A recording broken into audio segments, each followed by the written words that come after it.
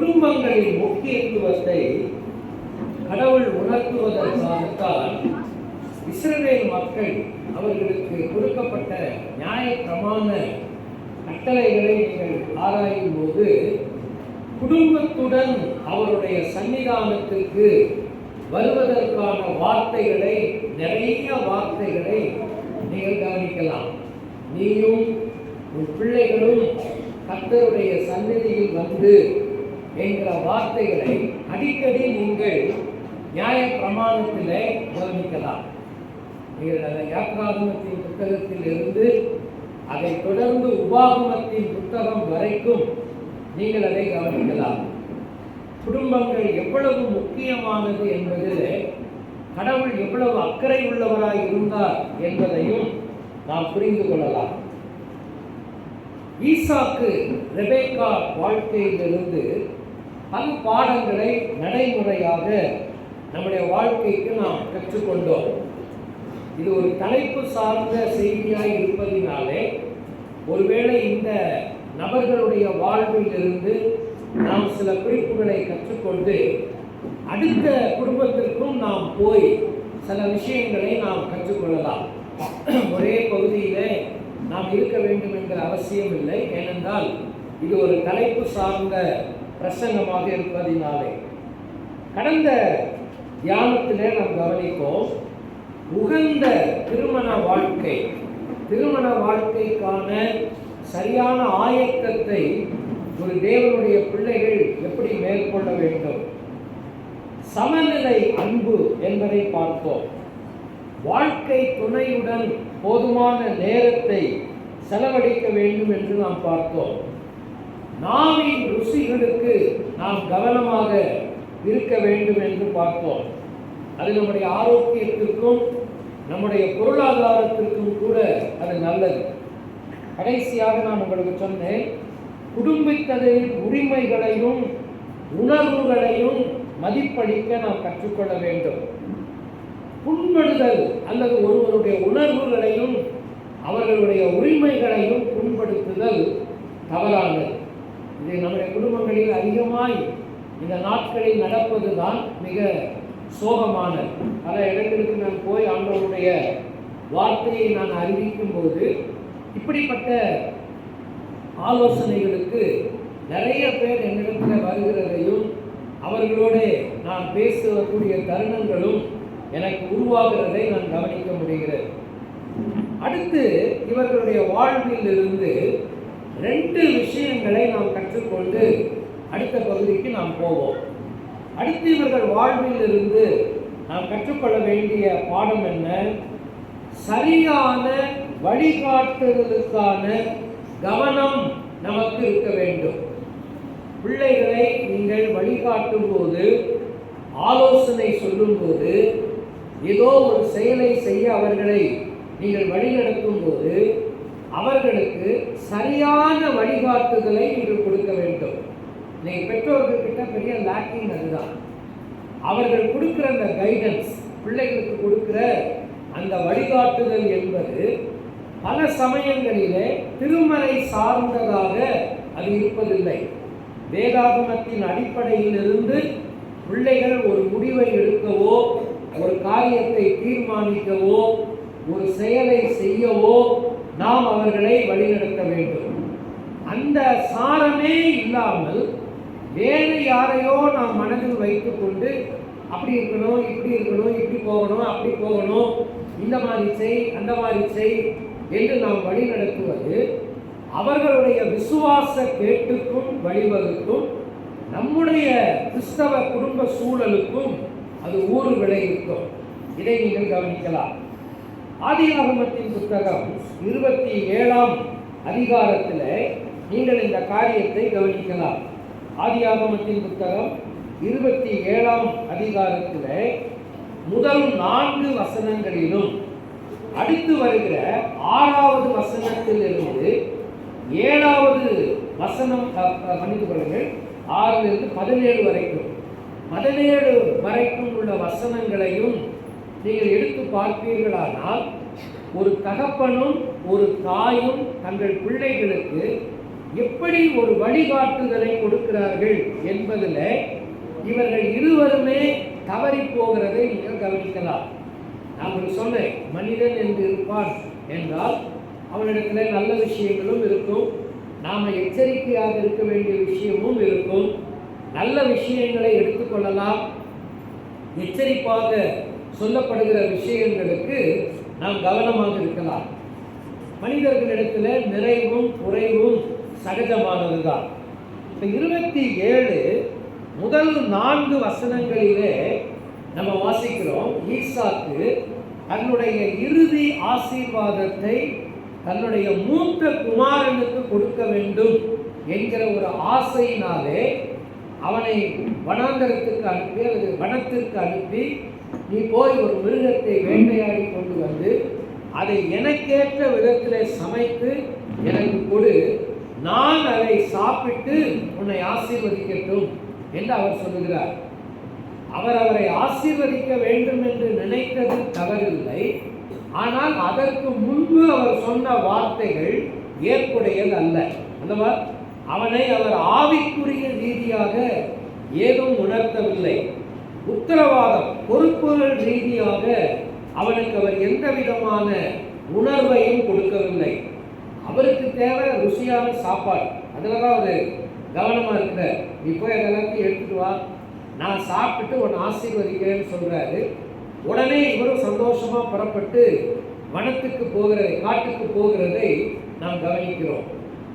இதை கேட்டுக்கொண்டிருந்த ரெபேக்காள் அந்த இறுதி ஆசீர்வாதத்தை தான் பிரியமாய் நேசிக்கிற யாக்கோபுக்கு வாங்கி கொடுக்க வேண்டும் என்பதற்காக அந்த அம்மா ஒரு வழிகாட்டுதலை கொடுக்குறாங்க. நம்ம எல்லாருக்கும் விஷயம் தெரியும். அந்த அம்மா என்ன செஞ்சாங்க, அவன் ரோமம் உள்ளவன், நீ ரோமம் இல்லாதவன், எனவே நீ உன்னுடைய மந்தையில் இருக்கிற ஆடை கொண்டு வந்து அதை என்னிடத்தில் கொடு, அதை உன்னுடைய தகப்பனுடைய நாவுக்கு ஏற்ற விதமாக நான் சமைத்து கொடுப்பேன், நீ அந்த ஆட்டுத்தோலை மேலே போர்த்து கொண்டு, ஏன்னா அவன் கண்ணு தெரியாது ஈசாக்குக்கு, எனவே அவர் முன்னால் நீ போய் நின்று நான் தான் உன்னுடைய மூத்த குமாரனாகி ஏசா என்று சொல்லி ஆசீர்வாதத்தை வாங்கி வந்துவிடு என்று அவர் சொல்லுகிறார். அதான நடந்தது கடைசியில். சரி, இப்போ இவங்க 2 பேருமே செஞ்சது தவறான காரியம் இல்லையா? பிள்ளைகளுக்கு ஒரு வழிகாட்டுதலை கொடுக்கும்போது ஒருவேளை யாக்கோபுக்குத்தான் அந்த ஆசீர்வாதம் என்பது கடவுளுடைய சித்தம் என்று நாம் எடுத்துக்கொள்வோமே, அப்படி இருந்தாலும் கூட அதை பெறுவதற்கான வழிமுறை என்பது தவறானது. ஒரு சரியான காரியத்தை அடைவதற்கு ஒரு தவறான வழிமுறையை பின்பற்றுவது சரியாக. நீ இப்படி சொல்ல முடியுமா, நான் சரியானதுக்காக தானே போனேன் அப்படின்னு சொல்லி? சரியானதுக்காக தான் போனீங்க, ஆனால் போன வழிமுறை சரியல்ல. சரியானதை செய்வதற்கு தவறான வழிமுறைகளை கையாளுவது. இன்னைக்கு நம்முடைய குடும்பங்களில் இது நிறைய சரியான காரியத்தை தான் செய்கிறோம் என்கிற பெயரில் தவறான வழிகாட்டுதல்கள் பிள்ளைகளுக்கு கொடுக்கப்படுமானால், அல்லது முரட்டுத்தனமான அபாயகரமான ஆலோசனைகள் பிள்ளைகளுக்கு கொடுக்கப்படுமானால், அவர்கள் வீணாய் போவதற்கோ அழிவை சந்திப்பதற்கோ பெற்றோர்களே ஒரு காரணமாக மாறி போவார்கள். இதனால என்ன நடந்தது நமக்கு விளைவுகள் தெரியும் இல்லையா? ஏசா ஏற்கனவே அவன் மேல ரொம்ப கோபமா இருக்கிறார், யாக்கோபு மேல. ஏன் கோபமா இருக்கிறாரு? சேஷ்டபுத்திர பாகத்தை என்ன செய்தார்? என்னிடத்திலிருந்து வாங்கி கொண்டார். சேஷ்டபுத்திர பாகத்தை கொடுத்தது இவன் தான், எல்லாமே பேசிதான் கொடுத்தான். ஆனாலும் தன்னுடைய பசியை பயன்படுத்தி அதை அவன் வாங்கி கொண்டான் என்கிற ஒரு வேதனை அவருக்கு இருந்தது. அந்த கோபத்தில் இருக்கும்போது இப்போ இந்த கோபமும் சரி, நீங்கள் பின்னால் படித்து பாருங்க, அது உண்மை தெரிய வந்த போது ஏசா அவங்க அப்பாட்ட அழுகிறான். என்ன நீங்கள் ஏற்கனவே இப்படி தான் என்னுடைய சேஷ்டபுத்திர பாகத்தையும் எடுத்துக்கொண்டான், இப்போ இதையும் எடுத்துக்கொண்டான் என்று சொல்லி அவன் கண்ணீர் விட்டு அழுவதையும் அவன் மேல் ஒரு பகை உணர்வை அவன் கொண்டு வருவதையும் நீங்கள் கவனிக்கலாம். அதுக்கப்புறம் ரெபேக்கா சொல்றா, இங்கே இருந்தேன்னா அவன் உன்னை கொன்று போடுவான், நீ எழுந்து என்னுடைய சகோதரன் வீட்டுக்கு ஓடிப்போ என்று சொல்லி அவனை லாபான் வீட்டுக்கு அனுப்புவதையெல்லாம் நம்ம வேதத்தில் பார்க்கணும். காரணம் என்ன? சரியான வழிகாட்டுதல் அவசியம். இப்போ நான் என்ன சொல்லுவேன் தெரியுங்களா? ஈசாக்கு அந்த ஆசீர்வாதத்தை யாக்கோபுக்கு கொடுக்க வேண்டும் என்பது கடவுளுக்கு சித்தமாக இருக்குமானால் அதை அவருடைய வழிமுறையிலே அவரால் கொடுப்பதற்கு அவரால் முடியும். நாம் போய் இடையில நின்று குறுக்கு வழியில புகுந்து ஒரு காரியத்தை சாதிக்க வேண்டும்ங்கிற அவசியம் இல்லவே இல்லை. உங்கள் பிள்ளைகளுக்கு சரியான வழிகாட்டுதல்கள் கொடுக்கப்படுகிறதா? ஆவிக்குரிய ரீதியிலே அவர்களை சரியான விதத்தில் நீங்கள் வழி நடத்துகிறீர்களா? கல்வி சார்ந்த விஷயங்களிலே சரியான வழிகாட்டுதல்கள் கொடுக்கப்படுகிறதா? திருமணம் சார்ந்த விஷயங்களிலே சரியான வழிகாட்டுதலை பிள்ளைகளுக்கு கொடுக்கிறோமா? அல்லது பிள்ளைகள் திருமணம் ஆன பிறகும் கூட நம்மிடத்தில் ஆலோசனைகளுக்கு வரும்போது, நம்மிடத்தில் அவர்கள் ஒரு பிரச்சனைகளோடு வரும்போது அவர்களுக்கு சரியான விதத்தில் தீர்வுகளை நாம் சொல்லித் தருகிறோமா? நம்முடைய கோபத்தையும் நம்முடைய ஆத்திரத்தையும் நம்ம அவங்களுக்கு சொல்லி கொடுத்து, நீ இப்படி இரு, அப்படி இரு, இப்படி நட, அப்படி நட, அவங்ககிட்ட இப்படி பேசாத, இப்படி நீ சத்தம் போடு, இப்படியெல்லாம் நீங்கள் கைட் பண்ணீங்கன்னு சொன்னால் அது ரொம்ப தவறாக. ஒரு போதகரம்மா பேசிகிட்டு இருக்கிறாங்க, அவங்க ஃபோனில் பேசிகிட்டு இருக்கிறாங்க. நான் என்னுடைய நெருங்கிய உறவினர், ரொம்ப எனக்கு க்ளோஸ் ரிலேட்டிவ், அவங்க பேசிகிட்டு இருக்கிறாங்க. அவங்க யார்கிட்ட பேசிகிட்டு இருக்காங்கன்னா அவங்களுடைய சொந்தக்கார பொண்ணுகிட்ட பேசிகிட்டு இருக்கிறாங்க. அவங்க என்ன பேசிகிட்டு இருக்கிறாங்கன்றதை என்னால் உணர முடிஞ்சது. அந்த பொண்ணுக்கும் அவளுடைய கணவனுக்கும் கணவன் வீட்டாருக்கு இடையில ஏதோ கொஞ்சம் பிரச்சனைகள். அதுக்கு அந்த பொண்ணு இவங்ககிட்ட சொல்லி அந்த பிரச்சனையை சொல்லி அந்த பொண்ணு அழுதுகிட்டு இருக்கிறாங்க. அதுக்கு இவங்க சொல்கிற பதில்கள், இவங்க சொல்லி கொடுக்குற ஆலோசனைகள் எனக்கு சற்று சங்கடத்தையும் கோபத்தையும் தான் வரவழைத்தது. நான் ஒன்றும் பேசுகிறேன்னு அவங்க கொடுக்க பேசக்கூடாது, நான் பேசலை. பேசி முடித்த பிறகு அவங்க கூட்டமாக இங்கே வாங்க, நீங்கள் ஒரு ஊழியக்காரங்க, கடவுளுடைய பிள்ளை, நீங்கள் அவங்களுடைய மகஸ்தானத்தில் இருக்கிறார், அவங்க வீட்டில் இப்படி ஒரு பிரச்சனை நடக்குதுன்னா நீங்கள் எப்படி பதில் சொல்லி கொடுக்குறது?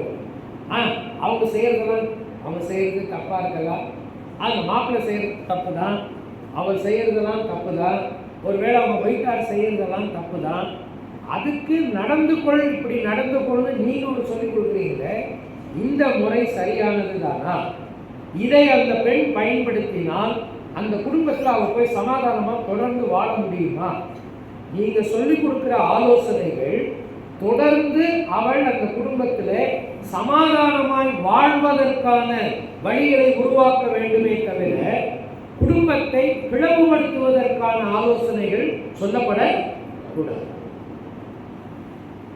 எப்படி ஆலோசனை சொல்றீங்க? உங்களுடைய பிள்ளைகளுக்கு நீங்கள் சரியான ஆலோசனை தான் சொல்கிறீங்களா? சரியான வழிகாட்டுதலை தான் கொடுக்குறீங்களா? ஒருவேளை அவங்க சொல்கிற விஷயத்தில் அவங்க யாரை பற்றி உங்கள்கிட்ட சொல்கிறாங்களோ அவங்ககிட்ட நிறைய பிரச்சனைகள் இருக்கலாம், அவளாவே கூட இருக்கலாம். ஆனால் இவங்க எப்படி அங்கே நடந்துக்கணும் அப்படிங்கிறதுக்கு நீங்கள் சொல்லிக் கொடுக்குற ஆலோசனை சரியானது தானா? நான் இப்போ அவங்களுக்கு அதான் சொன்னேம்மா, நீங்கள் ஊழியக்காரங்க, நீங்கள் மேடையில் ஒன்றும் கீழே ஒன்றும் பேசக்கூடாது. மேடையில் நின்று பிரசங்கம் பண்ணும்போது ஒன்றை பேசிட்டு கீழே இறங்கி வந்த பிறகு தனிப்பட்ட விதத்தில் உங்கள் பிள்ளைங்கிறதுக்காக நீங்கள் ஒரு ஆலோசனையும் சொல்லக்கூடாது. எனக்கு ரொம்ப க்ளோஸ் ரிலேட்டிவ், அதனால் நான் கொஞ்சம் உரிமையோடைய உங்கள்கிட்ட பேசுகிறேன். அப்படி செய்யாதீங்க. நீங்கள் வேதத்தின் பிரகாரம் இந்த ஆலோசனையை சொல்லும்போது இப்போ நீங்கள் என்ன சொல்லியிருக்கணும்? கொஞ்சம் சகிச்சு போமா, கொஞ்சம் பொறுத்துக்கோ, ஜோம் பண்ணு, உங்கள்கிட்ட விரோதமாக நடக்கிறவங்களை கூட நேசிக்க ஆரம்பி, அவங்களுக்கு நன்மை செய், அவங்களுக்கு உதவி செய், இப்படி தான் நீங்கள் சொல்லிக் கொடுக்கணும். உடனே நீங்கள் இவ்வளவு வன்முறையான விஷயங்களை சொல்லி கொடுத்தீங்கன்னா எப்படி அவங்க வாழ்க்கையில் சமாதானமாக இருக்க முடியும்? அல்லது அந்த பெண் ஒரு நாளைக்கு ஏதோ ஒரு காலகட்டத்தில் அவள் கொஞ்சம் முதிர்ச்சி ஆகிருந்தான்னு வைங்களேன், ஒரு மெச்சூரிட்டி அவங்களுக்கு வருதுன்னு வைங்களேன், அவங்க உங்களுக்கு எப்படி மதிப்பாங்க? இவங்க என்னுடைய ரிலேட்டிவ் தான், எனக்கு இவங்க சித்தி தான் ஆகணும், ஆனால் எனக்கு இவங்க அந்த காலத்துலேயே இப்படி தான் ஆலோசனைலாம் சொல்லி கொடுத்தாங்க, இவங்க சொல்கிறபடி நான் கேட்டு போய் குடும்பத்தில் நடந்துருந்தேன்னா என் குடும்பமே ரெண்டாக போயிருக்குன்னு உங்களை தான் சொல்லுவாங்க. அப்படி ஒரு நாள் சொல்லாது, சொல்ல வேண்டியதெல்லாம் சரியா சொல்லுங்க. சரியான வழிகாட்டுதலை கொடுங்கள். ஈசாக்கு தன் மகனுக்கு கொடுத்த வழிகாட்டுதலோ, ரெபேக்கா தன் மகனுக்கு கொடுத்த வழிகாட்டுதலோ சரியானது அல்ல, இல்லையா? கோபத்திலையும் ஆத்திரத்திலையும் நம்ம நியாயத்திலையும் வச்சுக்கிட்டு ஒரு காரியத்தை செய்யக்கூடாது. ரைட். குடும்பங்களில் நிறைய நேரங்களில் குழப்பம் வர்றதுக்கு இதுவும் காரணம், நிறைய காரணம். எங்கள் சபையில் ஒரு குடும்பத்தார் இருக்கிறாங்க. அவங்க ஒரு நாள் ஆராதனை முடித்த உடனே, ஐயா நான் கொஞ்சம் அவசரமாக வெளியே போகணுங்க, எப்பவுமே உட்காந்து பேசிட்டு போவாங்க. நாங்கள் கிளம்புனையா, நாங்கள் ஒரு 100 கிலோமீட்டர் தூரம் போகணும், கிளம்புறையா? நான் ஏன் பிரதர் என்ன அவசரமானு கேட்டேன். ஆமாங்கய்யா, என்னுடைய மைக்கனருக்கும் அவருடைய மனைவிக்கும் பயங்கர பிரச்சனை, அதனால் ரொம்ப நிலைமை சீரியஸாக போகுது, உடனே பரப்பிட்டு வர சொல்லி எங்கள் மாமனார் வீட்டில் என்னை கூப்பிட்டாங்க. அவருடைய வைஃபுடைய தம்பி தான், அதனால தான் உடனே போய் அது என்ன வயசு பண்ணிட்டு வரணும் அப்படின்னு சொல்லிட்டு போயிட்டாங்க. போனாங்க. அப்புறம் ஒரு அடுத்த வாரம் மறுபடியும் அவங்களை சந்தித்தேன். அப்போ நான் கேட்டேன் என்ன நடந்தது. ரொம்ப காரசாரமாக விவாதங்கள் நடந்ததுங்க. ஏறத்தாழ அவங்க பிரியணுங்கிற முடிவுக்கு வந்துட்டாங்க. அந்த பொண்ணு வந்து அவங்க வீட்டில் தான் ஒரு குழந்தை, ஒரு 5 வயசு 6 வயசுலையோ ஒரு பொம்பளை பிள்ளை தான் இருக்காங்க. அந்த பொண்ணு அவங்க வீட்டுக்கு போயிடுச்சு. இவன் இங்கே தான் இருக்கிறான், பெரிய பிரச்சனை இங்கே அப்படின்னு சொல்லிட்டு இருக்காங்க. சரி விட்டாச்சு. கொஞ்ச நாள் கழிச்சு மறுபடியும் இதே போல் ஒரு ஆராதனை முடிஞ்சு. ஏன்னா இவங்க 2 பேருமே அவர் ஒரு நல்ல ஒரு பிஸ்னஸில் இருந்தார், அந்த அம்மா ஒரு வேலையில் இருக்கிறாங்க. அதனால் அவங்களும் ஞாயிற்றுக்கிழமையில தான் ஒரு லீவு, சர்ச்சையை ஸ்கிப் பண்ணக்கூடாதுங்கிறதுக்காக ஐயா இன்றைக்கி நாங்கள் முடித்தோன்னா கிளம்புறையா? சரி கிளம்பாங்க. அன்னைக்கும் கேட்டேன் என்ன விஷயம் அப்படின்னு. இதே தான் சொன்னாங்க. ஐயா அதே தான், பழைய விஷயம் தான், இன்றைக்கி பேசி முடிச்சிட வேண்டியதாயா?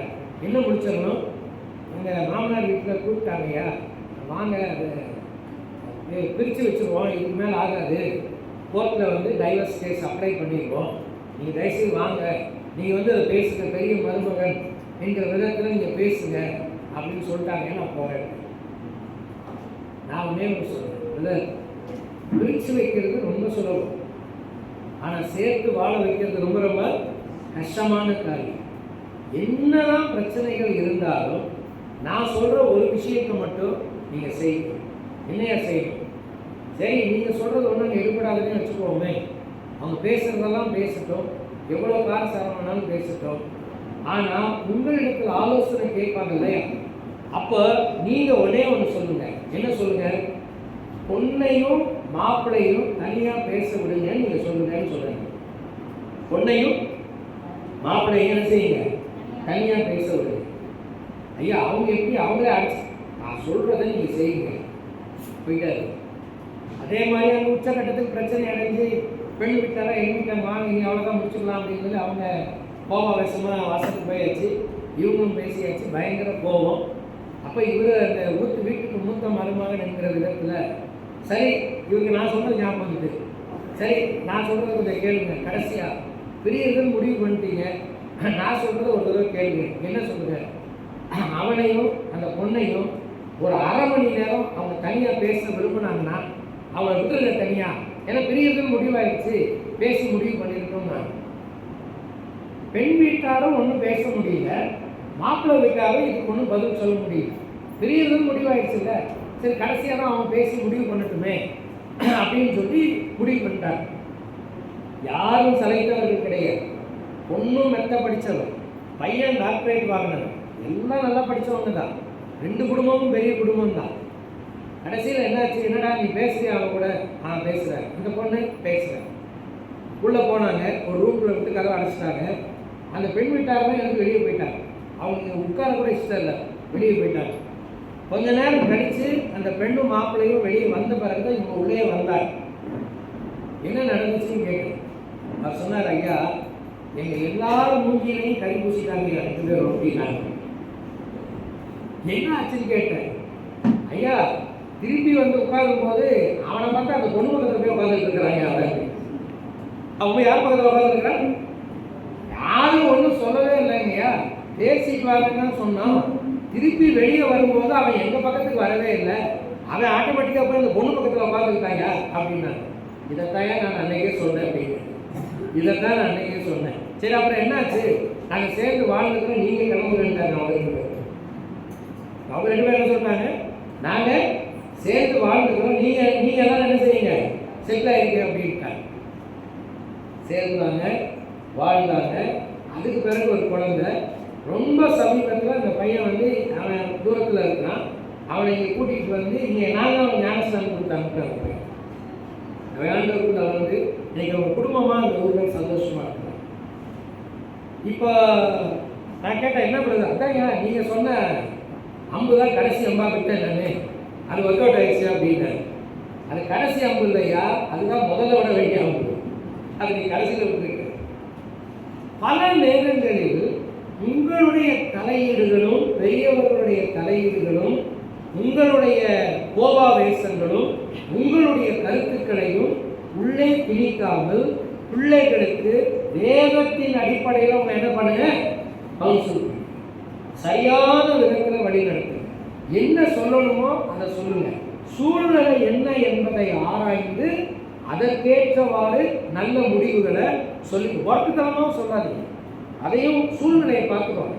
சூழ்நிலையில் இது சரி வருமா, பொறுமையான காரியத்தை செய்யும். இதுதான் நம்ம செய்ய வேண்டிய காரியம். குடும்பங்கள், நம்மளுக்கு ஒரு ஷார்ட் சொல்கிறேன். என்னுடைய தூரத்து உறவினர் ஒருத்தர் ஒரு பையன் மாதிரி கல்யாணம் ஆகி 1 இயர் ஆகும். எனக்கு ரொம்ப பழக்கம் கிடையாது. டைவர்ஸ் ஆயிடுச்சுன்னு வைங்களேன். அந்த டைவர்ஸ் ஆனப்போ அதை டீல் பண்ண அந்த அட்வொகேட், அவர் வந்து ஒரு கிறிஸ்டியன் அட்வொகேட், கோயம்புத்தூரில் உள்ள ஒரு லீடிங் கிறிஸ்டியன் அட்வொகேட். அவர் என்ன சொன்னார் தெரியுங்களா? கோயம்புத்தூரில் நடக்கிற கிறிஸ்தவ திருமணங்களில் நான் பார்த்த அளவில் 60% திருமணங்கள் டைவர்ஸில் தான் முடியுது அப்படின்னு. எத்தனை சதவீதம் திருமணங்கள்? 60% திருமணங்கள் எதில் தான் முடியுது? டைவர்ஸ். பல காரணங்கள் இருக்கலாம், நான் இல்லைன்னு சொல்லலை. ஆனால் நீங்கள் அதற்கு காரணம் ஆகாதீர்கள். அதுதான் நான் சொல்லுவேன். நீங்கள் அதுக்கு காரணம் ஆகாதீர்கள். கவனமாக இருங்கள். பிள்ளைகளை சரியான விதத்தில் வழிநடத்துங்கள். சரி, கடைசியாக இந்த ஈசாக்குடைய குடும்பத்திலிருந்து நம்ம கற்றுக்கொள்ள வேண்டிய பாடம் என்ன தெரியுங்களா? முதியோர்களின் நலனில் கவனம் செலுத்துங்கள். சேர்ந்து சொல்லுங்க. வயது முதிர்ந்தவர்களின் நலனில் கவனம் செலுத்துங்கள். ஒரு குறிப்பிட்ட வயதுக்கு பிறகு பெரியவர்கள், வயதில் மூத்தவர்கள் குடும்பங்களில் அசட்டை பண்ணப்படுவது வருந்தத்தக்க, வெட்கப்படத்தக்க காரியம். அது ரொம்ப ரொம்ப வருத்தமான விஷயம். அவங்க அம்மாவாக இருக்கலாம், அப்பாவாக இருக்கலாம், மாமனாராக இருக்கலாம், மாமியாராக இருக்கலாம், பூவர் மேபி யாரோ இருக்கலாம். ஆனால் அவர்கள் கண்ணியத்துடனும் மரியாதையுடனும் அக்கறையுடனும் நடத்தப்படுகிறார்களா? இதை நீங்கள் கொஞ்சம் யோசிக்கணும்.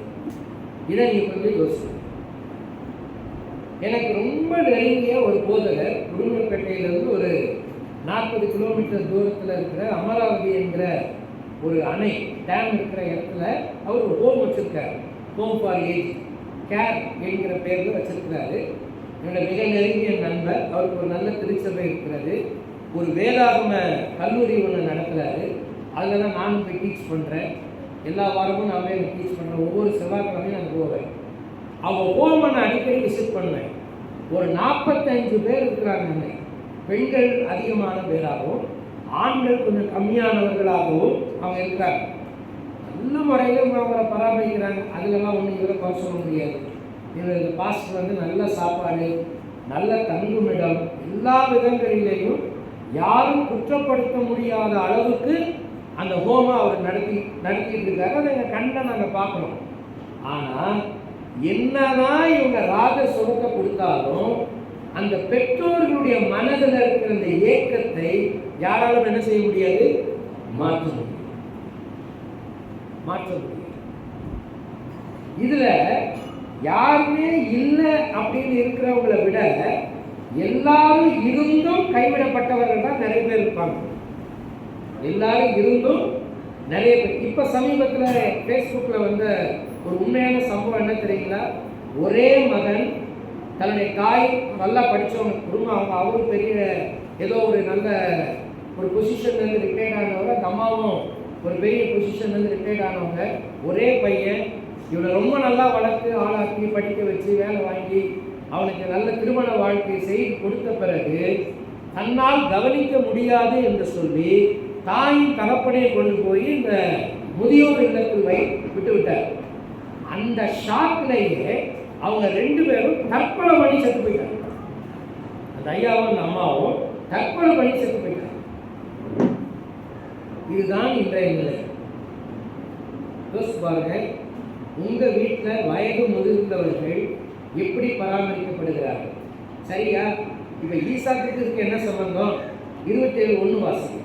27:1 வாசிங்க. 27ஆம் அதிகாரம் முதல் வசனத்தை வாசிங்க. என்ன வாசிக்கிறோம்? ஈசாக்கு முதிர் வயதானதினால் அவனுடைய கண்கள் இருளடைந்து பார்வையற்று போன போது. இருங்க, இப்ப என்ன வாசிக்கிறோம் நம்ம? அந்த முதல் வரியை பாருங்க. இந்த பாப்பா வாசித்த முதல் வரியை பாருங்க. ஈசாக்கு முதிர் வயதானதினால் கண்கள் இருளடைந்து பார்வையற்று போன போது. இது ஏஜ் டிஃபெக்ட், அப்படிதானே? அந்த வயதினால் வந்த ஒரு பிரச்சனை. இப்போ அவர் சரீர பலவீனம் உள்ளவர். அவரால் என்ன செய்ய முடியாது? சொல்லுங்க. அவரால் என்ன செய்ய முடியாது? பார்க்க முடியாது. அப்போ பலவீனமானவர் தானே. அவருடைய பலவீனம் தான் இவங்களுடைய என்னவா மாறுது? பலமா, இல்லையா? அவருடைய பலவீனம் இவங்களுடைய பலமா மாறுது. ரெபேக்கா என்ன சொல்றாங்க? அப்பனுக்கு கண்ணு தெரியாது, அதனால ஆட்டுக்குட்டியை கொண்டு போனா என்ன, மான்குட்டியை கொண்டு போனா என்ன, அவருக்கு ரெண்டுக்கும் என்ன தெரியாது, வித்தியாசம் தெரியாது. அப்போ மேலமா முடிக்குதான், நீ இந்த தோலை போட்டுட்டு போ, அவர் தடவி பார்த்தா அவருக்கு முடி இருக்கிறது தெரியும், அவ்வளோதானே. அவருடைய பலவீனமும் வயது முதிர்ச்சியும் தளர்வும் இவர்களுடைய சாதகமாக இவர்கள் பயன்படுத்துகிறார்கள். செய்யலாமா? சொல்லுங்க, பேசுறது கொஞ்சம் பேச மாட்டேங்கிறீங்க. செய்யலாமா? அப்படி குடும்பத்தில் வயது முதிர்ந்தவர்கள் பராமரிக்கப்பட வேண்டும். எவ்வளோ கஷ்டம் இருக்கு தெரியுமா? எனக்கு தெரியும். என்னை கேளுங்க, நான் சொல்கிறேன். என்னோட தம்பி உங்களுக்கு தெரியும். அவனை இந்த முகாமில் வந்து பேசியிருக்கான். ஒரு ஓரிரு ஆண்டுகளுக்கு முன்னால் கூடலூரில் இருக்கிறான், ஜோப் பாஸ்கர் சொல்லி அவனையும் வந்து பேசியிருக்கான். நானும் என் தம்பியும் எங்கள் அம்மாவோட எவ்வளவு கஷ்டப்பட்டோன்றது எங்கள் 2 பேருக்கு தான் தெரியும். எனக்கு ஒரு தங்கச்சி இருக்கிறான். அவள் வந்து ஒரு சென்னையில் ஒரு முக்கியமான ஒரு மத்திய அரசு அலுவலகத்தில் தூர்தர்ஷனில் ஒர்க் பண்ணுறாங்க. அவள் சூழ்நிலைக்கு அவளால் அம்மாவை வச்சு பராமரிக்க முடியாது. அவங்க வீட்டு சூழ்நிலை அப்படி இல்லை. அவளுக்கு இஷ்டம் தான், ஆனால் அவங்க வீட்டு சூழ்நிலை அப்படி இல்லை. ஆனால் ஆண் பிள்ளைகளாகிய நாங்கள் வைத்து பராமரிக்கிற அளவுக்கு எங்கள் அம்மாவுடைய உடல்நிலை இல்லை. அவங்க குழந்தைய இருக்கிறாங்க. ஆனால் ஒருபோதும் அவருடைய மரணம் வரைக்கும் நானோ என்னுடைய தம்பியோ என்னுடைய தாயை அசட்டை பண்ணதே கிடையாது.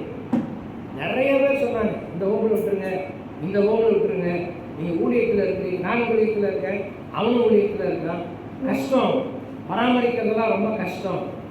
நான் சொன்னேன், முதல் ஊழியம் எனக்கு இந்த ஊழியம் தான். அந்த தம்பியில் சேர பண்ணுறது, குழந்தைய சேர பண்ணுறது. நீங்கள் முதல் ஊழியம் it begins in the house. வீட்டில் தான் ஆரம்பிக்குது. எல்லாமே நாங்கள் தான் செஞ்சு விடுவோம். எல்லாரும் பார்த்து ரொம்ப சங்கடப்படுவாங்க. எனக்கு பிரச்சனையே இல்லை. அவங்களை கொண்டு போய் ஏதாவது சேர்க்கணுன்ற பேச்சு வரும்போதெல்லாம் என் மனைவி சொல்லுவா, அம்மாவை இந்த வீட்டை விட்டு வெளியே கொண்டு போனீங்கன்னா அதற்கு நான் ஒருபோதும் அனுமதிக்க மாட்டேன். மாமியார் தான் அவன் சொல்ல, ஒருபோதும் நான் அம்மாவை அப்படி அனுமதிக்க மாட்டேன். அவங்க நம்ம கூட இருக்கு. என்ன செய்வாங்க தெரியுங்களா? எங்கிட்ட அவங்க இருக்கும்போது எனக்கு ஏதாவது ஏன்னா என் வைஃபால் அவங்கள தூக்கலாம் முடியாது. அவன் எல்லாம் செய்யறதுக்கு ரெடியாக இருப்பா, ஆனால் அவள் தூக்க முடியாது. அவளுக்கு அந்த பலன் இல்லை. இப்போ நான் இருக்கணும் கூட. அப்போ நான் மீட்டிங் போகிற நேரத்தில் ஏன் முன்னாடியே சொல்லிடுவேன், என் தம்பி எல்லா வேலையும் விட்டுட்டு அவன் வந்து இங்கே வீட்டில் இருப்பான். கொஞ்ச நாள் போய் இவங்க அங்கே இருந்தாங்க, தம்பி வீட்டில் இருந்தாங்க. அப்போ அவனுக்கு ஏதாவது ஊழியர் இருந்தால் அவன் சொல்லிடுவான், இந்த நாளில் எனக்கு ஊழியர் இருக்கு, நீ பார்த்துக்க, நான் வெளியே போகிறேன் அப்படின்னு சொன்னேன். நான் இங்கிருந்து அங்கே போயிருக்கேன். மரணம் வரைக்கும் அவர்களை எங்களால் இயன்ற அளவுக்கு அவங்களை நாங்கள் கவனிச்சிருக்கோம். இன்னைக்கும் அவர் ரொம்ப கஷ்டப்பட்டு தான் போனாங்க, ரொம்ப சிரமப்பட்டாங்க படிக்க. ஆனால் நாங்கள் ஒருபோதும் நினைச்சதில்லை இது போய் தொடர்ந்தது நல்லது அப்படின்னு இன்னைக்கு வரைக்கும் நாங்கள் நினைக்கிறதே இல்லை. இன்னைக்கும் அம்மா நினைச்சா கண்ண கண்ணீர் தான் போகும். இன்னும் கொஞ்ச நாள் அவங்க இருந்துக்கலாமே, எவ்வளோ சக்தி இருக்கதான் செய்யும். நாளைக்கு இந்த சிரமங்கள் யாருக்கு வரும் சொல்லுங்க, யாருக்கு வரும் சொல்லுங்க, எனக்கும் வரும். புரியுதா உங்களுக்கு? முதியோர்களை மதிப்படி, முதியோர்களுக்கு ஆதரவு கொடுங்க, பராமரிங்க, அவருடைய சரீர தேவைகளுக்கு கவனமாக இருக்கு. என்ன கேட்குறாங்க, அவங்களுக்கு என்ன தேவை, ஏதாவது ஒரு விஷயம்னா அவங்க சொல்கிற கருத்தை நீங்கள் ஏற்றுக்கிறீங்களோ இல்லையோ அவங்கக்கிட்ட ஒரு கருத்து கேள்வி, அவங்க புறக்கணிக்காது. பல வீடுகளில் நான் பார்த்துருக்கிறேன், வெளியிலேருந்து யாராவது வந்து இவங்களை வெளியேற்றிடுவாங்க, நீ போய் உட்காரு அப்படின்பாங்க. செய்யாதீங்க, அவங்க மனசு ரொம்ப நொந்து போயிடுவாங்க. அவங்களும் உங்களை மாதிரி ஒரு குடும்பத்தை ஒரு காலத்தில் என்ன செஞ்சவங்க தான், நடத்துனவங்க. இருக்கிறீங்களா? உங்கள் குடும்பங்கள் எப்படி இருக்கிறீங்க? முதியோர்களின் நலன் பாதுகாக்கப்படுகிறதா? அவர்களுடைய உணர்வுகள் போற்றப்படுகிறதா? அவர்களுடைய தேவைகள் சந்திக்கப்படுகிறதா? அவர்களுக்கு ஏற்றவாறு நீங்கள் வாழ கற்றுக்கொண்டீர்களா? அவர்களுடைய தேவைகளுக்கு நீங்கள் உணர்வுள்ளவர்களாக இருக்கிறீங்களா? இன்னும் நிறைய குடும்பங்கள் இருக்க பெரிய வர்த்தகம் தெரியுங்களா, அவங்களுக்கு பென்ஷன் ஏதாவது வந்தால் மட்டும் வாங்கி சாப்பிட்டுப்பாங்க. அது வேணால் போட்டி போடுவாங்க, அம்மா என் கூட இருக்கட்டும், அப்பா என் கூட இருக்கட்டும். எதுக்காக போட்டி போடுவாங்க? பென்ஷன் பணம் வரதான் போட்டி போடுவாங்க. ஒன்றும் இல்லைன்னா எனக்கு வேண்டாம் உனக்கு வேண்டாம்னு எல்லாம் அனுப்பிடுவாங்க. ஒரு கருத்து படம் போட்டுருந்தாங்க, ஒரு எனக்கு வந்து சொல்லுற செல்ல தான் வந்துச்சு.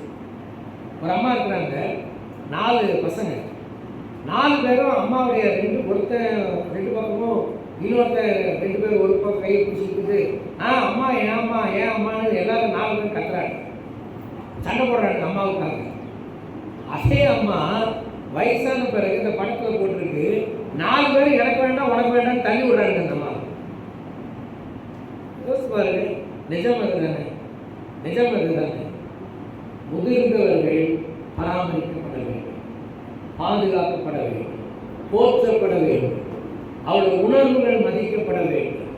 இதுக்கு நீங்கள் கவனமாக இருக்கீங்களா? நம்ம ரொம்ப ஜாக்கிரதையாக இருக்கணும். சரி, அடுத்து ஓரிரு ஆலோசனைகளை நான் உங்களுக்கு சொல்லி நான் நிறைவு செய்கிறேன். அடுத்தபடியாக நீங்கள் கவனிக்க வேண்டிய விஷயம் என்ன, ஒரு குடும்பம் என்று வரும்போது அந்த குடும்பத்தில் நீங்கள் யோசிக்க வேண்டிய அடுத்த விஷயம் என்ன தெரியுங்களா? நம்முடைய முன்னுரிமைகளை குறித்த கவனம்.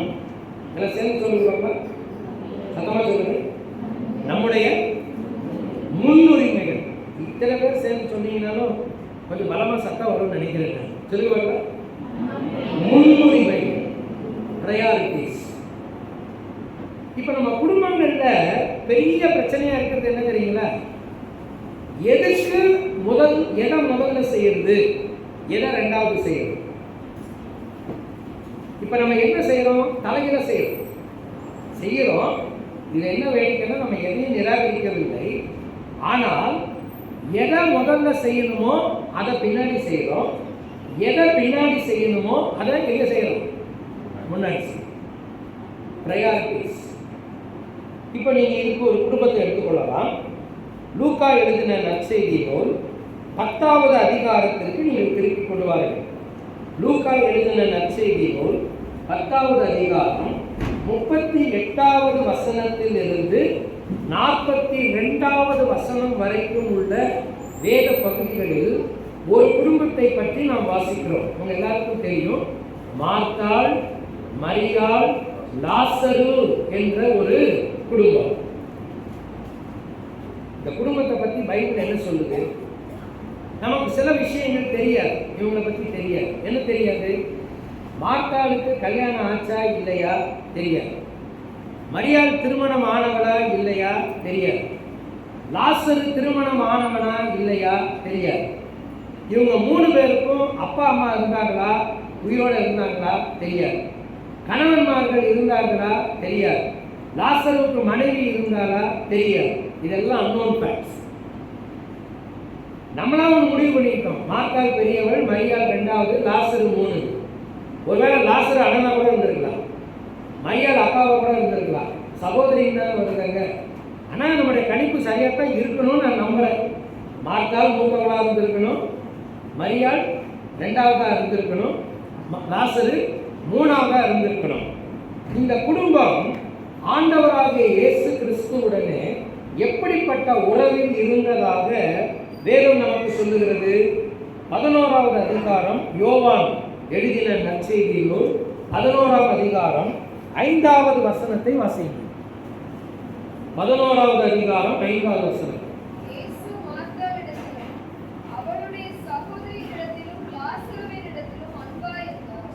இயேசு சொல்லுங்க எல்லாரும். இயேசு மார்த்தாளிடத்திலும் மரியாளிடத்திலும் சகோதரனாகிய லாசருவினிடத்திலும் அன்பாயிருந்தார். கிறிஸ்துவுடன் அன்பின் உறவை தொடர்ந்த ஒரு குடும்பம். கிறிஸ்துவுடன் அன்பின் உறவை தொடர்ந்த ஒரு குடும்பம், அன்பின் உறவின் தொடர்ச்சியில் தங்களை காத்து கொண்டவர்கள். அந்த அன்பின் தொடர்ச்சியிலிருந்து வெளியே வராமல் அந்த அன்பின் தொடர்ச்சியிலே தங்களை காத்து கொண்டவர்கள். முதல் முறையாக இயேசு இவர்களை சந்தித்த காட்சியை லூக்கா எழுதின சுவிசேஷம் 10வது அதிகாரம் 38வது வசனத்திலே நாம் வாசிக்கிறோம். அதுதான் முதல் சந்திப்பு இயேசுவுக்கும் இந்த குடும்பத்துக்கும் இடையில. என்ன வாசிக்கிறோம்? பின்பு அவர்கள் பிரயாணமாய் போகையில் அவர் ஒரு கிராமத்தில் பிரவேசித்தார். அங்கே மார்த்தாள் என்னும் பெயர் கொண்ட ஒரு ஸ்திரீ அவரை தன்னிடத்திலே ஏற்றுக்கொண்டாள் அப்படின்னு வாசிக்கிறோம். பார்த்தீங்களா? இதுதான் முதல் சந்திப்பா இருந்திருக்கணும். இயேசு முதல் முறையாக பெத்தானியா கிராமத்துக்கு போன போது இந்த பெண் தன்னுடைய வீட்டிலே அவரை ஏற்றுக்கொண்டாள். இது என்ன? இதுல தான் நம்ம முடிவு பண்றோம். மார்த்தாள் தான் கண்டிப்பா அந்த வீட்டில் டிசைடிங் அத்தாரிட்டியா இருந்திருக்கணும். மற்றவங்க யாரையும் சொல்லலை, இல்லை மார்த்தாள் ஏற்றுக்கொண்டான்னு தானே சொல்லுது. அப்போ கண்டிப்பாக மார்த்தாள் தான் பொறுப்புள்ள ஒரு ஸ்தானத்தில் இருந்திருக்கணும். இந்த ஏற்றுக்கொண்டாள் என்கிற வார்த்தைக்கு அர்த்தம் என்ன தெரியுங்களா? ஏதோ ரோட்டில் போகிறவரு நல்ல மகான், நிறைய அற்புதங்கள்லாம் செய்கிறாரு, வாகையா எங்கள் வீட்டுக்கு வந்து ஒரு நாள் உட்கார்ந்து எல்லாம் சாப்பிட்டு போங்க, அப்படி கிடையாது. ஏற்றுக்கொண்டாள் என்கிற வார்த்தைக்கு அர்த்தம் என்ன தெரியுங்களா? இயேசுவை மேசியாவாக அவள் அடையாளம் கண்டு கொண்டாள். சொல்லுங்க, இயேசுவை அவள் யாராக அடையாளம் கண்டு கொண்டாள்? மேசியாவாக. She identified Jesus as Messiah. இயேசு கிறிஸ்துவை மேசியாவாக அடையாளம் கண்டு அதை வச்சுதான் அவன் வீட்டில் ஏற்றுக்கிட்டான். இயேசு எனக்கு ரட்சகர், இயேசு எனக்கு ஆண்டவர், இயேசு நாங்கள் எதிர்பார்த்திருக்கிற மேசியா. இது எப்படியா உங்களுக்கு தெரியும்? நீங்க கேட்குறீங்களா? யோவான் எழுதின நற்செய்தி நூல் 11வது அதிகாரத்திற்கு உங்கள் கவனத்தை திருப்புங்கள். யோவான் எழுதின நற்செய்தி நூல் 11வது அதிகாரம் 27வது வசனத்தை வாசிக்கலாம். அதற்கு அவள், ஆம் ஆண்டவரே, நீர் உலகத்தில் வருகிறவரான தேவகுமாரன் என்று, குமாரனாகி கிறிஸ்து என்று நான் அதுதான் அவருடைய நம்பிக்கை இல்லையா? நீர் உலகத்தில் வருகிறவரான தேவனுடைய குமாரனாகிய கிறிஸ்து என்று நான் என்ன செய்கிறேன்? விசுவாசிக்கிறேன். அப்படிதான் அவங்க இருக்கிறாங்க. ஆமாங்க, நிறைய அற்புதம் தான் செய்கிறாரு. இந்த மகானுக்கு வீட்டில் கூப்பிட்டு எதுவும் சாப்பாடு கொடுத்தோம்னா நம்மளை ஏதாவது கொஞ்சம் ஆசீர்வாதம் பண்ணிட்டு போவார் அப்படின்லாம் கிடையாது. நான் தூத்துக்குடி போயிருக்கேன். இப்போ இந்த லென்த் டைமில், இந்த ஹோலி வீக் டைமில் ஒரு சர்ச்சில் பேசினேன். ஜலகேபுரம் அப்படின்ற இந்த இடத்துல சிஎஸ்சி சர்ச்சில் 3 days பேசுகிறேன். அங்கே இருக்கிற பாஸ்டர் என்னுடைய நெருங்கிய நண்பர், நல்ல ஒரு பைபிள் டீச்சர் கூட, அவர் நல்ல மனுஷன். அப்போ நான் போய் இறங்கினோடனே என்னை கூப்பிட்றதுக்கு இந்த சர்ச்சில் வந்து ஒரு 3-4 பேர் கார் எடுத்துட்டு வருவாங்க. அப்புறம் என்னை அவங்க ஏற்றிக்கிட்டாங்க மத்தியான நேரம். ஐயா, நீங்கள் சைவமா அசைவமா அப்படின்னு. எனக்கு எந்த பிரச்சனையும் கிடையாது, அசைவம் சைவம் பிரச்சனை கிடையாது. ஆனால் இப்போ நம்ம சைவம் சாப்பிடலாம் அப்படின்னு. அப்படியே ஐயா அப்படின்னு சொல்லி அவங்க வேகமாக போய் ஒரு கடை முன்னாடி பாட்டினாங்க. அந்த கடை வந்து பெரிய ஹோட்டல்லாம் கிடையாது, சும்மா ஒரு ரோட்டோரத்தில் இருக்கிற ஒரு கடை. ஆனால் சுத்தமான நல்ல டீசெண்டான ஒரு கடை. அங்கே வந்து வெறும் கலவசோறு தான் இருக்குது, வேறு இந்த சாம்பார் ரசம்லாம் கிடையாது. என்ன இருக்குன்னு கேட்டேன். சாம்பார் சாதம் இருக்குது. சரி சாம்பார் சாதம் கொடுங்கன்னு சொல்லி அதை நான் வாங்கி அதை சாப்பிட்டு அவங்க எல்லோரும் சாப்பிட்டாங்க. சாப்பிட்டு முடிச்சுட்டு நான் வெளியே வந்தேன். நான் வெளியே நிற்கும்போது இந்த சபையின் மூப்பர்கள் ஐயா கொஞ்சம் வாங்க, அந்த கடை ஓனர்களை கூப்பிடுறாரு அப்படின்னு. அப்புறம் என்ன பண்ணுறாரு அப்படின்னு என்னன்னு கேட்டேன். ஐயா நீ ஊழியக்காரர்? ஆமாங்க ஐயா, வந்தது வந்தீங்க எங்கள் கடையின் ஆசீர்வாதத்துக்காக கவர்மெண்ட் போயிருக்கீங்க அப்படின்னாரு. சரி சந்தோஷம். கடையில் பெரிய கூட்டம் நிற்கிது, நிறைய பேர் நினச்சி பிடிச்சி நிற்கிறான். அதெல்லாம் நிற்கிட்டீங்க, நீங்கள் ஜோம் பண்ணுங்க அப்படின்னாரு. ஜோம் பண்ணு. இப்போ அவருக்கு என் மேலே என்ன என்ன என்ன பிரச்சனை அவருக்கு? வேற ஒன்றும் இல்லை. இவர் யாரு? ஊழியக்காரரு. சரி வந்திருக்கிறாரு, நம்ம கடையில் ஜோம் பண்ணால் நமக்கு ஒரு அவ்வளோதான். அப்படித்தானே அந்த உறவு. அதுக்கு பிறகு அவருக்கு எனக்கு சம்மந்தமே இல்லை. மார்த்தாளுடைய பிரச்சனை அதுவல்ல. மார்த்தாள் அப்படியே இல்லை. மார்த்தாளுக்கு தெரியும் இவர் தேவனால் அனுப்பப்பட்ட தேவ குமாரனாகிய கிறிஸ்து, மேசியா. That is the base of their faith and love. அதுதான் அவர்களுடைய விசுவாசத்தினுடைய அன்பினுடைய அடித்தளமாய் இருந்தது. அந்த அன்பு தான் அவர்களுக்கு அவர் மேல் இருந்தது, அவருக்கு அவர்கள் மேல் இருந்தது. போமதெல்லாம் நல்லா சாப்பிட்டு வரோம் அப்படின்ற அன்பெல்லாம் கிடையாது. ஏசுநாதர் சாப்பாடு பற்றி அவங்க பிரச்சனை. நான் ஒன்றே ஒன்று கேட்கிறேன். உங்களுடைய அன்பு கடவுள் இடத்துல, ஒரு குடும்பத்தார் நீங்கள் கடவுள் இடத்துல வைத்திருக்கிற அன்பு அப்படிப்பட்ட ஒரு அன்பு தாங்க. உலக பிரகாரமான ஆசீர்வாதங்களுக்காகவும் உங்களுடைய உலக பிரகாரமான வருமானங்களுக்காகவும் செழிப்புக்காகவும் வளமான வாழ்வுக்காகவும் கிறிஸ்துவுடன் அன்பு வைத்திருக்கிறீர்களா? அல்லது அவர் தேவனுடைய குமாரன், அவர் மேசியா, அவர் என்னுடைய ஆண்டவர், என்னுடைய ரட்சகர், இந்த பேஸ்ல உங்களுடைய அன்பு இருக்கு? எங்க நம்முடைய அன்பு மையம் கொண்டிருக்கிறது? இதை நீங்க பாருங்க. சரி, இப்படிதான் அவங்க குடும்பம் வளர்ந்தது. இப்போ அவங்க வீட்டில் தான் ஒரு நாள் லூக்கா 10வது அதிகாரத்தில் நம்ம படிக்கிறோம். நம்ம எல்லாருக்கும் தெரிஞ்ச விஷயம்தான். இயேசுநாதர் போயிருக்கிறாரு. மார்த்தாள் வந்து வீட்டு வேலைகளில் ரொம்ப கவனமாக இருந்தாங்க. மரியாள் இயேசுவின் பாதத்தில் உட்கார்ந்து ஒரு வசனத்தை கேட்டுக்கொண்டிருந்தாலும் படிக்கிறோம் இல்லைங்களா? நான் நினைக்கிறேன் மார்த்தாள் வந்து இதனுடைய கற்பனை தான். இயேசுநாதர் வந்திருக்கிறாருங்கிறதுக்காக அவருக்கு ஒரு நல்ல உணவு கொடுக்கணும் தான் நம்ம ஏதோ வேலை செஞ்சுருப்பாங்க. ஒன்றும் வேற ஒன்றும் நடந்திருக்காரு. ஆனால் அந்த அம்மாவுக்கு வருத்தம். மரியாள் வந்து இப்படி இயேசுநாதர் சொல்றதையே கேட்டுட்டு இப்படி உட்கார்ந்துருக்கிறாரு, எனக்கு வந்து கொஞ்சம் என்ன செய்யலாம், உதவி செய்யலாமே. இப்போ அந்த ஆதங்கத்தை மரியாள்கிட்ட சொல்லாமல் அவள் யார்கிட்ட சொல்றா? இயேசுநாதர்கிட்ட சொல்றா. இப்போ இயேசுநாதர் ஏறத்தாழ உங்க குடும்பத்தில் ஒருத்தராக மாறிட்டார் இல்லையா? அப்படி இல்லைன்னா மரியாதைக்கு உள்ள வரையா அப்படின்னு உள்ள போட்டு காலை பறிக்கிருப்பாங்கல்ல. என்ன வந்து கதை பேசிட்டு இருக்கிறேன், நான் இங்கே வேலை செஞ்சு வைக்கவா அப்படிதானே கூப்பிட்டுருப்பான். ஆனால் பிரச்சனையை யாருக்கு கொண்டு போயிட்டா? ஆண்டவர்கிட்டே கொண்டு போயிட்டா. இப்போ ஆண்டவர் ஆமாம்மா மரியாதை எதிர்த்து போ, முதல் கதை பாத்திரத்தெல்லாம் கழுவுங்க, வேற அம்மாவுக்கு போய் கொஞ்சம் அரிசியெல்லாம் கழுவி கொடு. இயேசுநாதர் என்ன சொன்னாரு? மார்த்தாளே மார்த்தாளே, நீ அநேகம் காரியங்களை குறித்து கவலைப்பட்டு கலங்குகிறாய், தேவையானது ஒன்றே, மரியாள் தன்னை விட்டு எடுபடாத நல்ல பங்கை தெரியும். என்ன நல்ல பங்கு? 10 லட்சம் ரூபாய் டெபாசிட்டா பண்ணாரு ஒரு பேங்க்ல, சொல்லுங்க.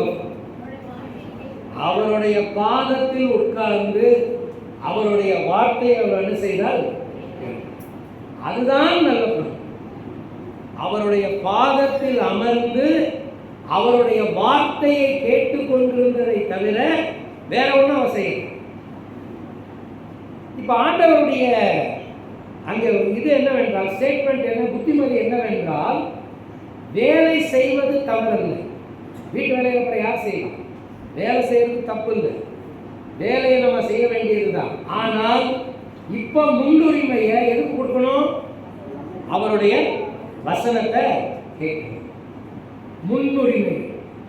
வேலை வீட்டு வேலைகளா, வீட்டின் பொறுப்புகளா, இல்லை ஆண்டவருடைய வார்த்தையாக வரும்போது முன்னுரிமைகள், ப்ரையாரிட்டிஸ். நமக்கு அதெல்லாம் பிரச்சனை.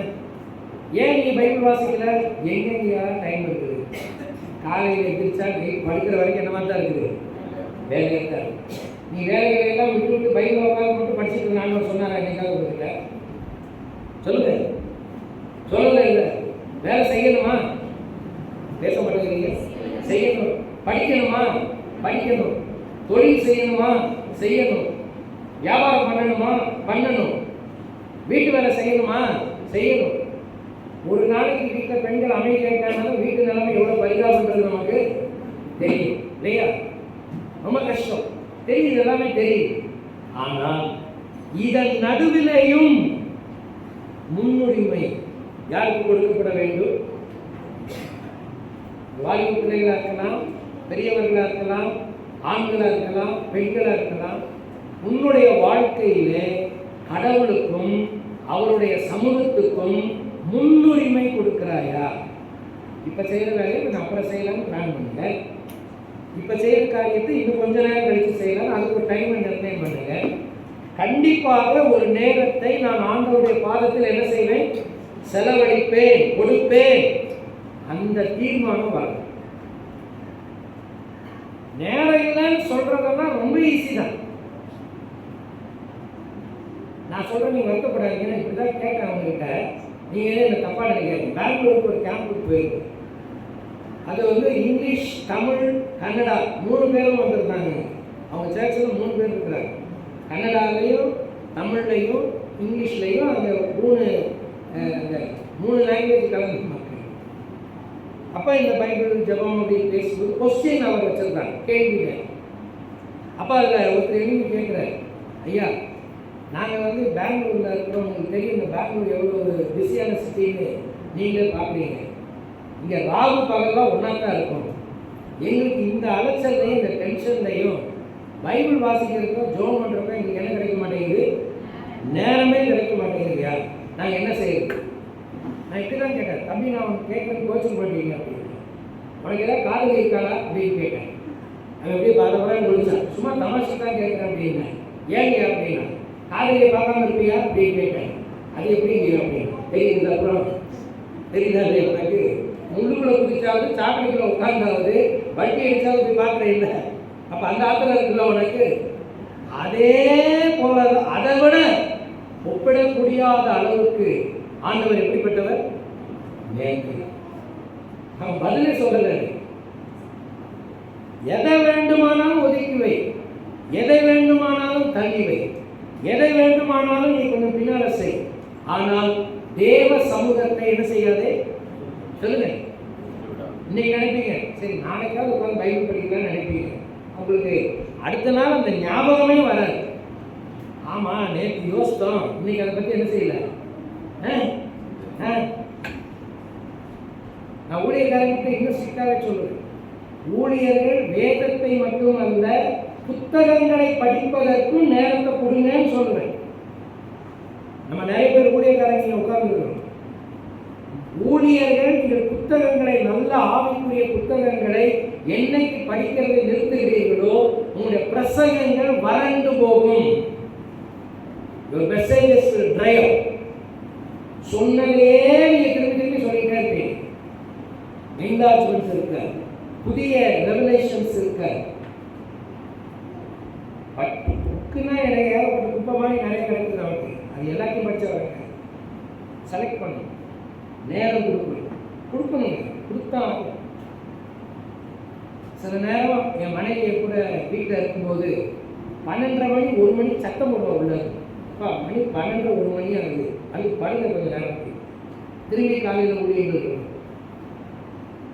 எத்தனையோ தடவை சத்தம் போட்டு புத்தகத்தை மூடி வச்சுட்டு படிக்க படிக்கணும் சார்.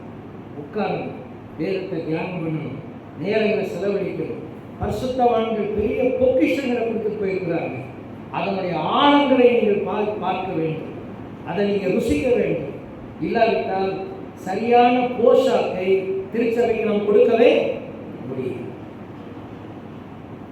நேரம் இல்லையா? முன்னுரிமைகளை கொடுங்க. சொல்லி டைம் வருது, அதனால் நம்ம இன்னொரு காரியத்தை சொல்லி நான் முடிக்கிறேன். அடுத்து நீங்கள் யோசிக்க வேண்டிய இன்னொரு காரியம் என்ன தெரியுங்களா? உங்களுடைய கஷ்டங்களிலும் துன்பங்களிலும் ஆண்டவரை அடைக்கலமாக்கிக் கொள்ளுங்கள். கஷ்டங்களிலும் துன்பங்களிலும் ஆண்டவரை அடைக்கலமாக்கிக் கொள்ளுங்கள். எந்த குடும்பத்தில் கஷ்டம் இல்லை நீங்கள் சொல்லுங்க பார்க்கலாம். சொல்லுங்க, எங்கள் குடும்பத்தில் எந்த கஷ்டமும் கிடையாதுங்கய்யா, நாங்கள் ஃபுல் ஃப்ரீயாக இருக்கணும்னு யாராவது இருக்கிறீங்களா? இவ்வளோதான் சார் கேட்குறேன். இருக்கீங்களா? ஐயா அதை மட்டும் கேட்காதீங்க, நான் அழுக தொடங்கினேன்னா அப்புறம் நாளைக்கு தான் முடிப்பேன், அவ்வளோ பிரச்சனை இருக்கு. இருக்கா? நிறைய கஷ்டங்கள் இருக்கிறது, பிரச்சனைகள் இருக்கிறது, பாரங்கள் இருக்கிறது, கண்ணீர்கள் இருக்கிறது, போராட்டங்கள் இருக்கிறது. என்ன செய்யறோம் நம்ம? பொதுவாக கிறிஸ்தவர்கள் எதை செய்ய பழகிறதில்ல தெரியல, அதை ஆண்டவர்கிட்ட சொல்ல பழகிறது இல்லை. அவங்க எதை பழகிறது இல்லை சொல்லுவோம், ஆண்டவர்கிட்ட சொல்ல பழகிறது. கிறிஸ்தவ குடும்பங்கள் நீங்கள் சந்திக்கிற பாடுகளிலே நெருக்கங்களிலே உங்களுடைய பிரச்சனையை நீங்க யார்கிட்ட கொண்டு போகணும்? முதல்ல சொல்லுங்க, ஆண்டவர்கிட்ட கொண்டு போகணும். ஒரு ஃபீஸ் பிரச்சனையா இருக்கலாம், ஒரு பொருளாதார தேவையா இருக்கலாம், ஒரு சரீர போராட்டமாக இருக்கலாம், குடும்பத்தில் சமாதானமற்ற நிலை, வாட் எவர் இட் இஸ், கர்த்தருக்கு அதை தெரியப்படுத்துவதற்கு முன் வாருங்கள்.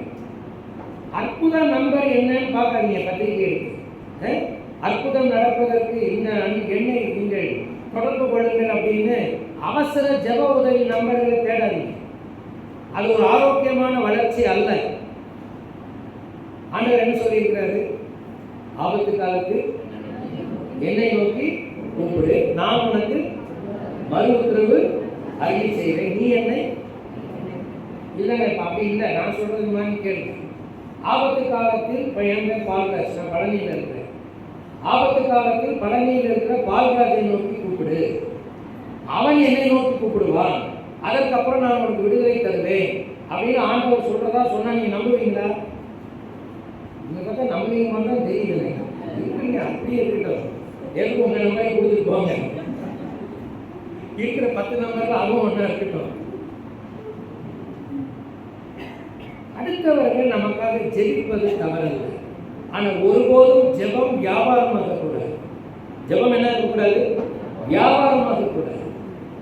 ஜெபம் prayer should not become a trade. அது ஒரு வியாபாரமாகி போயிடுச்சு. நீங்க ஜெபம் பண்ணுங்க, குடும்பமா ஜெபம் பண்ணுங்க, சபையில சொல்லுங்க, சபையார் சேர்ந்து ஜெபிக்கட்டும். ஏன் ஆண்டவர் நம்ம ஜெபம் பண்ணாலும் கேட்க மாட்டாரா? எப்பரா கேட்க மாட்டாரு? அதுதாங்க வழிமுறை. இந்த வழிமுறையை தாண்டி நீங்க எங்கேயோ ஓடிட்டு இருக்கிறீங்கன்னா உங்களுக்கு இந்த பிரச்சனை இருக்குன்னு அர்த்தம். இவங்க என்ன செஞ்சாங்க பாருங்க, 11ஆம் அதிகாரம் 3வது வசனத்தை படிங்க. யோவான் 11வது அதிகாரம் 3வது வசனம்.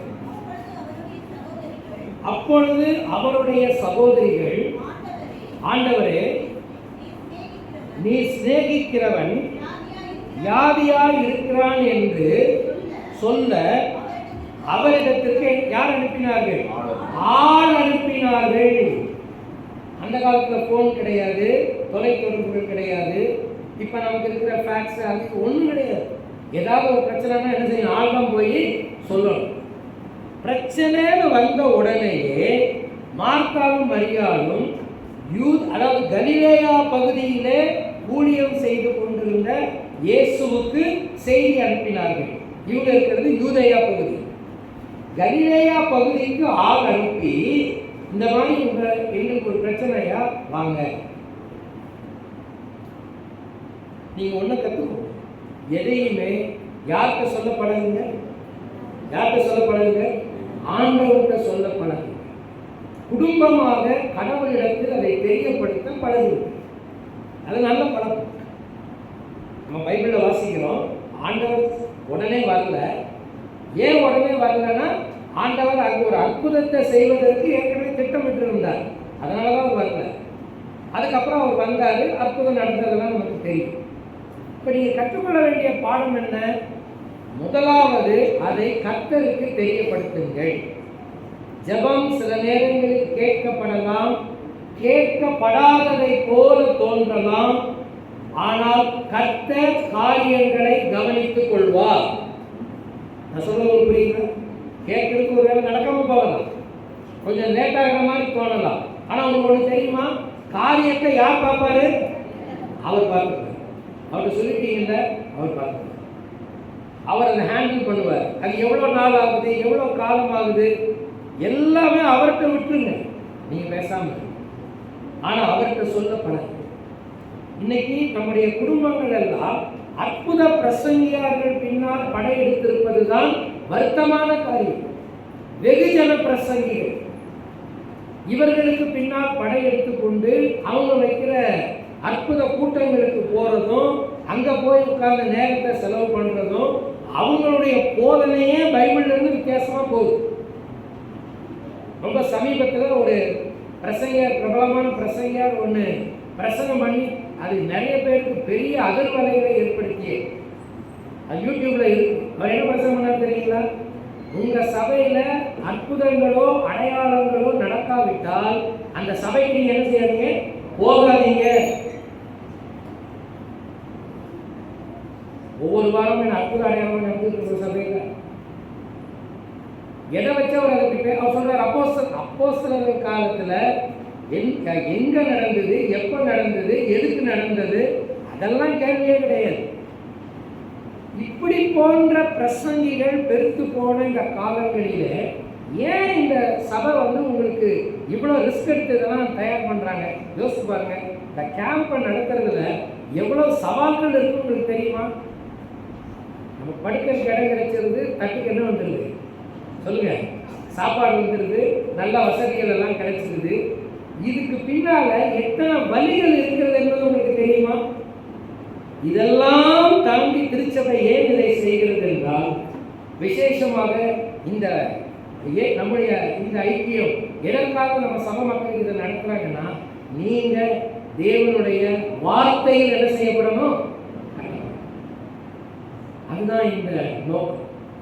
அதுக்கு தான் இவ்வளவு பிரயாசம், அதுக்கு தான் இவ்வளவு கஷ்டம். சான்றோட்டம் என்ன கேட்கணும்? எனக்கு என்ன பிரச்சனைகள் வந்தாலும், சங்கடங்கள் வந்தாலும், என்னுடைய கஷ்ட நேரங்களில் நான் யாரை சார்ந்திருப்பேன்? அவரை சார்ந்து. அவருடைய சித்தம் எதுவோ அது நடக்கட்டும். அவர் காரியங்களை கருத்தில் எடுத்து அவர் ஆளுகை செய்யும். எந்த ஆளும் மந்திரவாதியெல்லாம் கிடையாது. ஆண்டவர் என்னுடைய ஜெபத்தை கேட்பார், என்னுடைய சத்தத்துக்கு அவர் செவி சாய்ப்பார். அப்படி நடக்காத மாதிரி தோன்றினால் அவர் அதை கவனித்துக் கொள்வார். நான் அவருடைய கருத்திலிருந்து வெளியே வரணும். இதைத்தான் நம்ம சொல்றோம். கேட்கலாம் ஆண்டவர்கிட்ட. ஈசாக்கு குடும்பத்தில் கடைசியான ஒரு 2 காரியம் சொல்லும். ஒன்று, தகுந்த ஆலோசனைகளையும் வழிகாட்டுதல்களையும் நம்முடைய பிள்ளைகளுக்கு கொடுக்க வேண்டும். அடுத்து என்ன சொன்ன? முதிர் வயது உள்ளவர்களை கவனிக்கவோ மதிப்பளிக்கவோ நாம் மறக்கக்கூடாது. மார்த்தாள் மரியாள் குடும்பத்திலிருந்து என்ன சொன்ன? கிறிஸ்துவுடனே கிறிஸ்துவின் மேசியா என்ற அடிப்படையிலான அன்பின் உறவுகளை வைத்துக் கொண்டவர்கள். அடுத்து நான் சொன்ன முன்னுரிமைகளை குறித்து உணர்த்தப்பட்டவர்கள். முன்னுரிமைகள் ஆண்டவருக்கு கொடுக்கப்பட வேண்டும் என்பதிலே உணர்த்தப்பட்டவர்கள். அடுத்தபடியாக நான் சொன்னேன், அவர்களுடைய கஷ்டங்களிலும் பிரச்சனைகளிலும் கர்த்தரை என்ன செய்தவர்கள்? சார்ந்து கொண்டவர்கள். இன்னும் கூட சொல்ல வேண்டிய விஷயங்கள் இருக்கு. நான் நேரம் நிறைவடைகிறது, ஜெபிக்கலாம்.